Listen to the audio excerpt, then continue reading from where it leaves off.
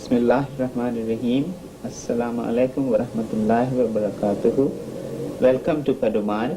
Today we have with us Professor Dr. Anis Ahmed. Professor Anis Ahmed is well known for his contribution to Islamic movement and Islamic literature. We are fortunate to have him here. Currently he is the Dean of the Faculty of Islamic Revealed Knowledge and Human Sciences. Professor Anis Ahmed, today we are going to talk about freedom and responsibility. So can you please tell us what is meant by the concept of freedom of man? As a matter of fact, freedom and man cannot be separated. When we talk about man with reference to Islam, Islam calls man as representative of Allah subhanahu wa ta'ala. In Quran, he is called as Khalifa. Khalifa means a person who is given freedom, who is given authority, who is given a responsibility to act responsibly. And therefore, freedom and man are integrated with reference to Islam. It's not that Islam talks about man separately and freedom separately. No, they are one and same. However, when we talk about freedom, a question comes to our mind. Does freedom mean that man is free to do whatever he wants? Or this freedom is within a certain area of work? For example, if man is free to move his hand, is he free to slap anyone? If man is free to eat, is he free to eat share of others? If man is free to think, is he free to think negatively in a way that he destructs the whole world? Now indeed, man is given freedom to act one way or the other, but this freedom is within a certain area, within a circle. Within this circle, man is free to move the way he wants. So if I understand you right, the issue that you're addressing is that does the freedom free us from any responsibilities? Exactly. Or are there any responsibilities once we have the freedom? What I'm saying is, Islamically, there cannot be any understanding of freedom without restraint. Freedom brings a responsibility. Freedom does not make me completely a person who has nothing to think, nothing to be responsible for. So while I am free to accept Allah subhanahu wa ta'ala as the creator, sustainer, authority in this world, I have also a freedom to say, no, I don't accept Allah, but I want to accept some other demigods. Say, for example, I take my geographic, linguistic, ethnic, color basis as my God. There are nations who worship color. Islam does not want that. Islam wants us to observe a kind of liberation from all these other aspects and submit to Allah subhanahu wa ta'ala alone, which means that we are free to choose and select, but we are expected to behave responsibly. Now, this responsibility is not a matter of depriving man, but it's a matter of gifting man with more creativity and more productivity. So then the question is, what is the Islamic concept of responsibility or responsible behavior? Yes, responsible behavior has three levels. Firstly, responsible behavior as a human being. Suppose none of the human beings knew about Islam as the way of life.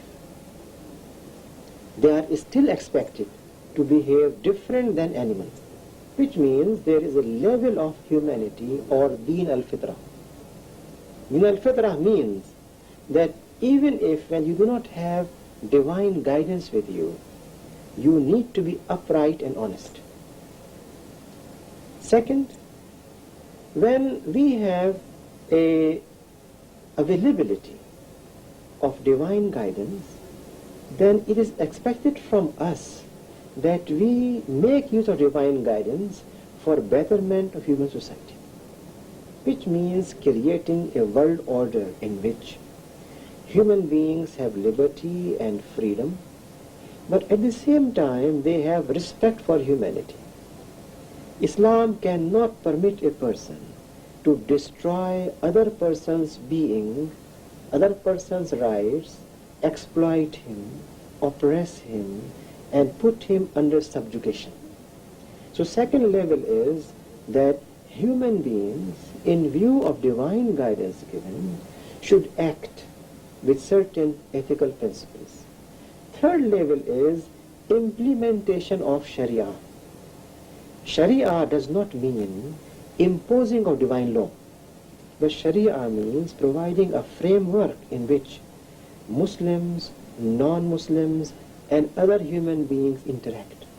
That's why Islamic Sharia is the only Sharia where you have freedom of religion, freedom of conscience, freedom of ownership, freedom of movement, and all these are granted to not only Muslims but non-Muslims, which means Sharia never imposes itself on all but provides freedom and liberty. Then the question arises, since we are all human beings, and of course Islam expects us and guides us towards a responsible behavior, but is there a mechanism to motivate us to be responsible which should be built in? Yes. You see, the mechanism is essentially a conscious attitude. Consciousness that all human beings have to come to an end. This world has to come to an end. And there will be a new order of living, which is known as life after death. In order to be successful in life after death, Islam wants human beings to act more and more responsible and more productive. If I produce more virtues in this world, I get better reward in life hereafter. If I am more helpful to others, I will be getting a better station to live in life hereafter. If I am just and implementing a just order, I will be having a better place to live and enjoy my life in life hereafter, which means al-akhirah in Islamic scheme of life, in Islamic scheme of freedom and action, is not a theological notion, but it is essentially a scheme of life in this world. It is essentially a matter of how to mold my behavior, how to live a proper human living, and that will qualify me to be a good resident of Al-Akhirah. So Al-Akhirah is integrated with life hereafter as the major incentive and motivational force for a meaningful, purposeful, and calculated way of life. So if I understand you right, what you are saying is that the life is a continuity, and the life in this world is a stage of input, and then afterwards there will be an output stage. And a more interesting thing that emerges is that we are free. The concept of freedom is here, and we can cultivate whatever kind of input we want. If it is a bad harvest, then there will be bad fruits. Am I right? Well, you are very much correct. And if I may add one more thing, Please. it's not just a matter of input and output. Indeed it is. But output is accelerated, which means that although I may have an input here, and I may still get a reward in this world, but at the same time, I'm going to get an additional reward for whatever I have done in life hereafter. That's right. Similarly, it's possible that in some situations I may not get expected reward in this world. That's right. In that case, too, I'm going to get a reward in life hereafter, which means life hereafter is always motivating, always putting me to work in this world. And that's why you find that life of a Muslim is 24-hour guided by a conscious feeling that I have accountability, I have responsibility, I have to behave in certain manner. With this conscious living, life becomes more meaningful, colorful, and productive. Thank you very much.